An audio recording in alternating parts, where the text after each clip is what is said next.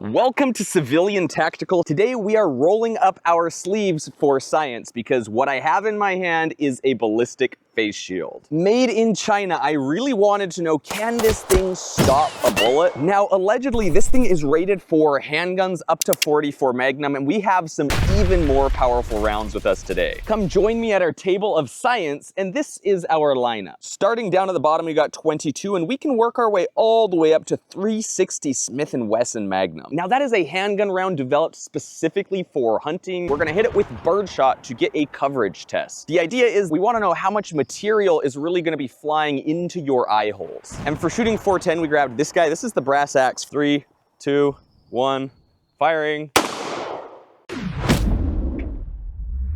Here we have our mannequin, Billy Buckshot. He took a little bit of a tumble, but we have our mask right here that chipped off that paint everywhere where the birdshot hit, even though most of those pellets just bounced right off. And our analysis of the spread shows us, yes, he got pellets in his eyes. This would not be a fun day for Billy Buckshot. But something interesting, glasses, even regular sunglasses that you would pick up from the gas station, I've tested, and they're actually gonna do okay at stopping birdshot pellets. And the two reasons we need to do this test first, well, now with the speckles, it kind of looks like a mask from a serial killer, but two, it shows us exactly how this mask actually stops bullets. You can see what underneath, I think, is ballistic Kevlar, and it has a nice weave so that as bullets come inbound, it distributes that way evenly, so it'll stop round after round. Now, at least that's what it's supposed to do. I could be proven completely wrong, and this thing could be an absolute piece of trash. So that means it's time to set up Billy Buckshot yet again. Starting off, we're gonna shoot 22 LR.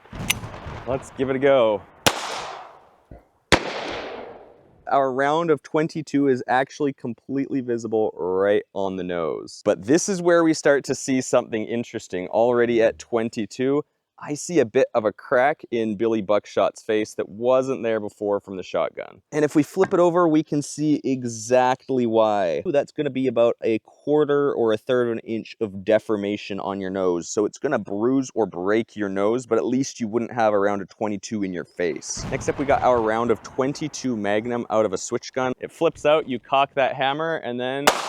Now, where I was very worried at first, all of my fears have evaporated after seeing this slow-mo. The 22 Magnum, when hitting at an angle, literally just glanced off and flew off to the right. And Billy Buckshot, well, he's doing just fine and ready for our next caliber. And that's gonna be 380 auto, which we're gonna shoot out of the Gearson Lady tip-up. It's their fancy tip-up version, so you just pop the barrel up, stick your round of 380 in there, and close it, and you can fire it. You don't even need to rack the slide.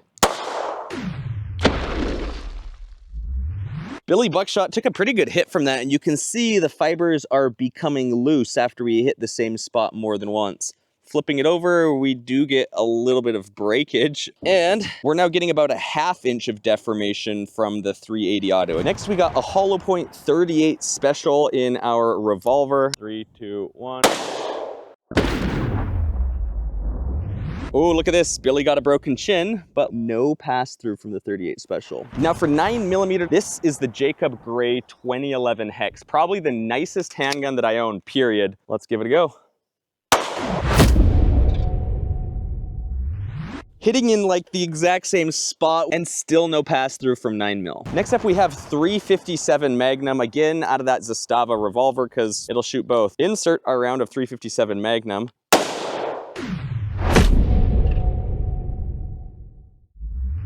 Goodness, Billy Buckshot got like an uppercut punch and flipped around. Whoa, his face is gonzo, you guys. But if you peel it back, you can see we got no holes in our aramid fiber. It actually did catch it. Though, I wonder at which point you would just want the bullet to kill you, because this does not look fun at all. We got some 45 auto out of the beautiful standard manufacturing HPX 1911. This thing is smooth, smooth, smooth. 3, 2, 1, firing. All right, let's go take a look at those results, but keep in mind, I do not pay Billy Buckshot. He's sort of an unpaid intern, so make sure to leave a comment for him down below. Goodness, that was probably the best slow-mo of the day. You can't make this stuff up. His face is looking absolutely hammered. And if we turn over the Kevlar, we can see right here is where that 45 auto hit. But it didn't go through. You can literally see it come back at the camera. I looked for it, but I couldn't find it, unfortunately, amongst the gravel and rocks. Now, this is where I start to get curious. Here we have the 5.7. And this is Kel-Tec's brand new PR57. We're gonna shoot this at that ballistic face shield and see what happens, because this thing is cooking. It's going fast. 3, 2, 1.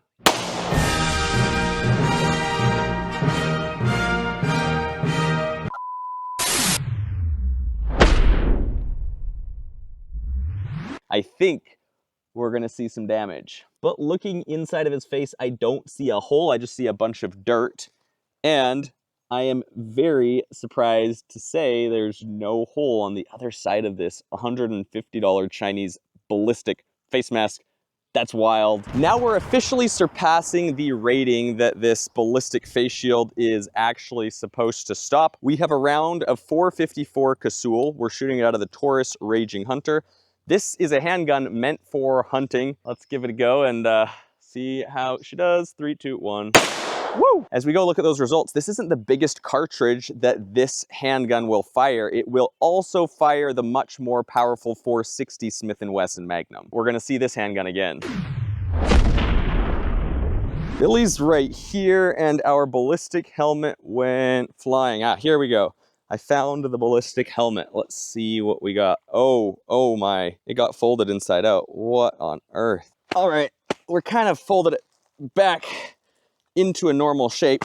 I say we give it another go. It looks like we hit right up here with that .454 Casull. Here we have that 7.5 FK BRNO. This is like 357 SIG on steroids with an insane muzzle velocity and a very, very, very expensive price per round. I think this is gonna give us that juice we need. 3, 2, 1.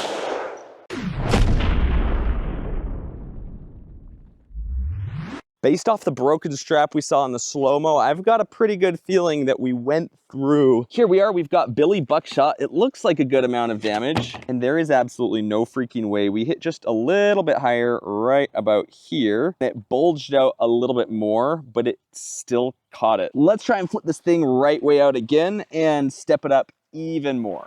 Now this is going to be our last and final hope. The .460 Smith & Wesson Magnum. I literally only have 2 rounds. These things cost between $4 and $7 a bullet. So this is gonna put a hole in my pocketbook, but hopefully we can put a hole in that face shield as well. I'm actually gonna give you a POV of what it looks like to get our slow-mo shot.